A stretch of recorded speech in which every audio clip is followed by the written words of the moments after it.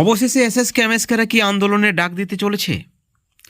পার্শ্ব শিক্ষক জয়েন্ট ফোরামের ঠিক কি উল্টো পথে এসএসকে এমএসকে নেতৃত্বরা? এবং শেষ পর্যন্ত পার্শ্ব শিক্ষক জয়েন্ট ফোরাম তারাও কি এসএসকে এমএসকেদের পথে হাঁটবেন? বন্ধুগণ, এই মুহূর্তে রাজ্যের সমস্ত ধরনের চুক্তিভিত্তিক শিক্ষক শিক্ষাকর্মীদের জন্য অত্যন্ত বড় আপডেট আপনাদেরকে জানিয়ে রাখি। আগামী 24শে নভেম্বর রবিবার বেলা 12টার সময় শহীদ মিনার চত্বরে একটি যৌথ সভার ডাক দেওয়া হয়েছে এসএসকে এমএসকে নেতৃত্বদের পক্ষ থেকে, এবং সেখানে এসএসকে এমএসকের সকল সংগঠনের নেতৃত্বদের বাই নেম ধরে নেতৃত্ব ডেকেছেন রবিবারের সভায় সকলকে তাদের বঞ্চনার অবসানের জন্য, একটা মুক্তির পথ খোঁজার জন্য একত্রিতভাবে একজোটভাবে তাদেরকে আহ্বান করেছেন নেতৃত্ব এসএসকে এমএসকে নেতৃত্ব সিরাজুল ইসলাম। বন্ধুগণ, অত্যন্ত বড় ব্রেকিং নিউজ। আপনারা সকলে জানেন যে 25 তারিখ শীতকালীন অধিবেশন শুরু, 25 তারিখ জয়েন্ট ফোরামের পূর্ণাঙ্গ মিটিং পার্শ্ব শিক্ষকদের। তারা মুখ্যমন্ত্রীর কাছে দাবিপত্র পেশ করেছেন এবং সেখানে কি অগ্রগতি হয়েছে তার বিষয়ে একটা পূর্ণাঙ্গ মিটিং হবে পার্শ্ব শিক্ষকদের পক্ষ থেকে। ঠিক একই দিনে 25 তারিখ এসএসকে এমএসকেরা মিটিং ডেকেছিলেন, কিন্তু বিভিন্ন নেতৃত্বদের সঙ্গে কথা বলে সেই মিটিং চেঞ্জ করেছেন, সময় ডেট দুটোই, কারণ পরীক্ষা শুরু হয়ে গিয়েছে ইতিমধ্যেই। এবং সেখানে নেতৃত্ব পরিষ্কার বার্তা দিয়েছেন 24 তারিখও প্রচুর লোকের বা প্রচুর নেতৃত্বদের শিক্ষক শিক্ষিকাদের অসুবিধা হবে, কিন্তু তা সত্ত্বেও বাঁচার তাগিদে যৌথভাবে এই মঞ্চে উপস্থিত তাদেরকে হতে হবে। এবং সেখানে নেতৃত্ব নাম ধরে বলেছেন মুকলেশ দা, বিকাশ দা, নজরুল, আমিরুল মুর্শেদ, আনারুল, পরিতোষ ঘোষাল থেকে শুরু করে ছবিদি অনেকজনের নাম করেছেন। তাদের প্রত্যেককে ডেকেছেন যাতে করে এসএসকে এমএসকেদের বাঁচানো যায়। আপনারা সকলে জানেন যে সরকারের যে নীতি রয়েছে, পঞ্চম শ্রেণী প্রাথমিকে যোগ করার ফলে এসএসকে এমএসকে উঠে যাবার উপক্রম।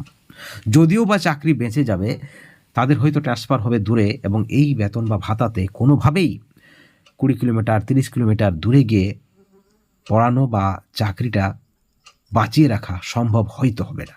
দীর্ঘদিনের যে বঞ্চনা, 10,000 12,000 টাকায় যেভাবে তারা শিক্ষাদান করছে, যেভাবে অর্ধাহারে অনাহারে তারা জীবনযাপন করছে, তাদের পরিবারকে খাওয়াতে পড়াতে পারছে না, তাদের বাচ্চাদের ভবিষ্যৎ কি হবে, সরকারের সদিচ্ছা তারা ভালো দেখছে না।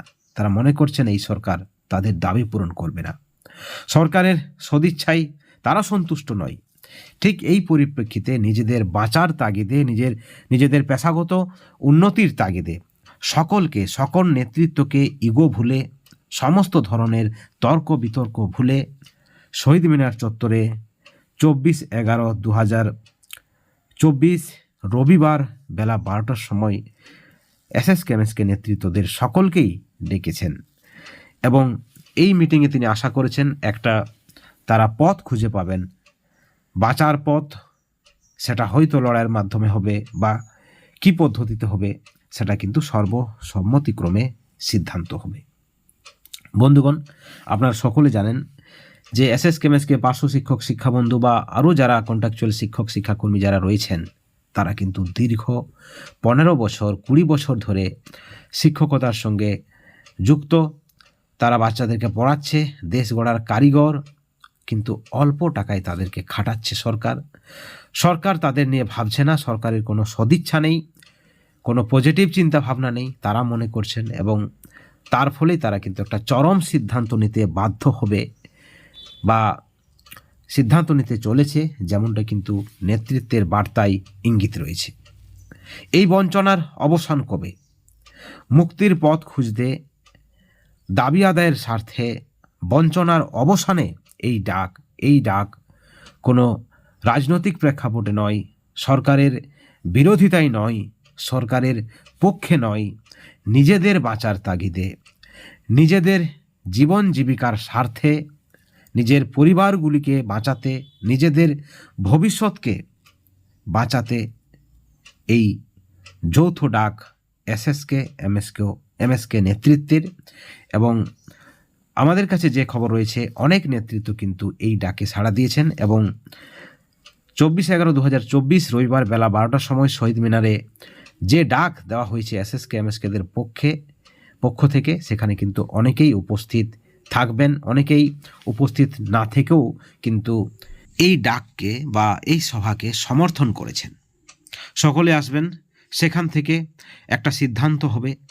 যেমন সিদ্ধান্ত আমরা দেখেছি পার্শ্ব শিক্ষক জয়েন্ট ফোরামের পক্ষ থেকে, তারা সকলে মিলে একত্রিত হয়েছেন, একজোট হয়েছেন, সমস্ত ধরনের ইগো ভুলে সমস্ত সংগঠনগুলি মিলেমিশে একাকার। তারপরেই তারা তাদের কর্মসূচি নিয়েছেন। শিক্ষামন্ত্রীর সঙ্গে, মুখ্যমন্ত্রীর সঙ্গে তারা দেখা করার সিদ্ধান্ত নিয়েছেন।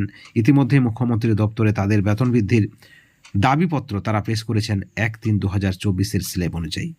এখন প্রশ্ন হচ্ছে যে ঠিক একই পথে এসএসকে এমএসকেরা নাকি তারা রাস্তায় নামবেন? কারণ নেতৃত্বদের যে ইঙ্গিত যে সরকারের সদিচ্ছা নেই বা সরকার তাদের দাবি পূরণ করবে না। অনেকদিন তারা সরকারের সহযোগিতা করেছেন, মুখ্যমন্ত্রী, শিক্ষামন্ত্রীর প্রতি তাদের আশ্বাস ছিল, বিশ্বাস ছিল, কিন্তু সেই বিশ্বাসে সাড়া ফেলেনি বা সেই বিশ্বাস রাখেনি রাজ্য সরকার, যেমনটা তারা মনে করছেন। আপনারা দেখেছেন বিভিন্ন সময়ে যে যারা সরকারপন্থী নেতৃত্ব এসএসকে এমএসকেদের তারা বার্তা দিয়েছেন এই মানবিক সরকার তাদের দাবি পূরণ করবে, তাদের নিয়ে কিছু না কিছু ভাববে, অবশ্যই তাদের উপযুক্ত বেতন বৃদ্ধি হবে বা তাদের যে সমস্যা রয়েছে সেই সমস্যা সমাধানে সরকার এগিয়ে আসবে। কিন্তু শেষ পর্যন্ত সরকার এগিয়ে আসেনি। তাই অবশেষে 24/11/2024 একটা বড় ডাক এসএসকে এমএসকেদের পক্ষ থেকে, সেখানেই কিন্তু চরম সিদ্ধান্ত নেওয়া হবে। কিভাবে দাবি আদায় হবে, কোন পথে মুক্তি রয়েছে, কোন পথে বঞ্চনার অবসান হবে, সেই বিষয়ে নেতৃত্বরা সকলে মিলে একত্রিতভাবে একটা সিদ্ধান্ত নেবে। এবং সব থেকে বড় প্রশ্ন, তাহলে কি জয়েন্ট ফোরামের পথ অনুসরণ করেই এসএসকে এমএসকেরা একত্রিত হচ্ছেন? তারাও কি সরকারের উপর আস্থা রাখবেন, নাকি জয়েন্ট ফোরামের ঠিক উল্টো পথে হাঁটবেন এসএসকে এমএসকে যৌথ সংগঠন বা যৌথ ফোরাম? তারা কি পরবর্তীতে এই সিদ্ধান্তে উপনীত হবে যে রাস্তায় নামবেন, আন্দোলন করবেন, ব্লকে ব্লকে ডেপুটেশন দেবেন তারা? কারণ আপনাদেরকে আমরা ইতিমধ্যেই জানিয়েছি এসএসকে এমএসকেদের পক্ষ থেকে পরিষ্কারভাবে বার্তা দেওয়া হয়েছে যে তারা জেলা জুড়ে তাদের দাবিপত্র তারা তুলে ধরবেন, ডেপুটেশন দেবেন এবং রাজ্যও একটা বড়সড় তারা ডেপুটেশন দেবেন। এমতো অবস্থায় তারা যে বৃহত্তর আন্দোলনের ডাক দেবেন না বা দিতে পারেন না, এই সম্ভাবনাটা কিন্তু উড়িয়ে দেওয়া যাচ্ছে না। একই সঙ্গে প্রশ্ন হচ্ছে যে এসএসকে এমএসকেরা জয়েন্ট ফোরামের পথ অনুসরণ করছে, নাকি জয়েন্ট ফোরাম এসএসকে এমএসকেদের পথেই হাঁটবে? তারাও 25 নভেম্বর পূর্ণাঙ্গ মিটিং করার পর তারাও কি আবার আন্দোলনে ঝাঁপিয়ে পড়বেন বা পড়তে পারেন না, এই সম্ভাবনাটাও কিন্তু উড়িয়ে দেওয়া যাচ্ছে না। অর্থাৎ রাজ্য সরকার যদি একটা সদর্থক চিন্তাভাবনা না দেখায়, কারণ জয়েন্ট ফোরামের পক্ষ থেকেও 30 নভেম্বর পর্যন্ত একটা সর্বোচ্চ সময়সীমা দিয়ে রেখেছে। এমতো অবস্থায় রাজ্য সরকারের উপরেই সমস্ত কিছু নির্ভর করছে এবং সেখানে জয়েন্ট ফোরামের কি বার্তা রয়েছে, কি কর্মসূচি রয়েছে বা এই মুহূর্তে তাদের চিন্তাভাবনা কি রয়েছে, এই বিষয়ে আমরা নেতৃত্বের বার্তা সরাসরি আপনাদেরকে আমরা দেব। অবশ্যই আপনারা পরবর্তী ভিডিওতে নজর রাখবেন। ভালো থাকবেন, সুস্থ থাকবেন। Thank you so much.